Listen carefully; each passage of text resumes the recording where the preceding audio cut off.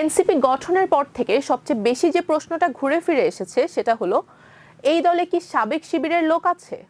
এই বিতর্ক নতুন নয়, কিন্তু এবার সেই আলোচনায় নতুন মাত্রা যোগ করেছেন একজন রাজনৈতিক পর্যবেক্ষক। তার দাবি, এনসিপির এমপিদের মধ্যেই কয়েকজন অতীতে শিবিরের সঙ্গে কোনো না কোনো ধরনের সম্পৃক্ততা ছিল।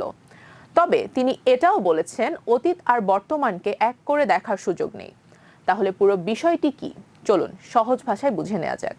সম্প্রতি নিজের ভেরিফাইড ফেসবুক অ্যাকাউন্টে একটি পোস্ট করেন আব্দুল্লাহ হিল বাকি।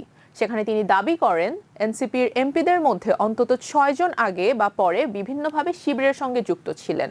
তার ভাষ্য অনুযায়ী কেউ সাংগঠনিকভাবে যুক্ত ছিলেন, আবার কেউ কোচিং শিক্ষক হিসেবে সেই পরিমণ্ডলের সঙ্গে সম্পৃক্ত ছিলেন।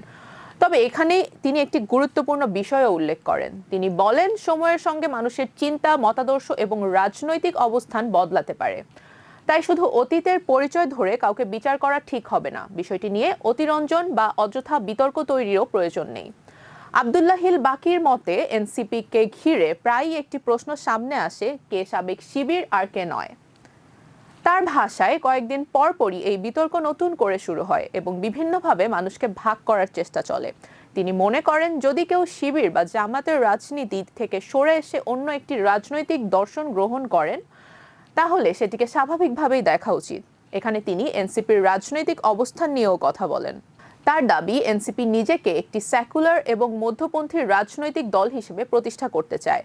অর্থাৎ দলটির ঘোষিত অবস্থান অনুযায়ী ধর্মভিত্তিক রাজনীতির পরিবর্তে মধ্যপন্থী ও গণতান্ত্রিক রাজনৈতিক ধারা অনুসন্ধান করার লক্ষ্য রয়েছে। তিনি আরও বলেন, এই আদর্শ নিয়েই দলটি গঠিত হয়েছে। তবে ভবিষ্যতে দলটি কোন রাজনৈতিক পথে এগোবে সেটি এখনই নিশ্চিতভাবে বলা সম্ভব নয়।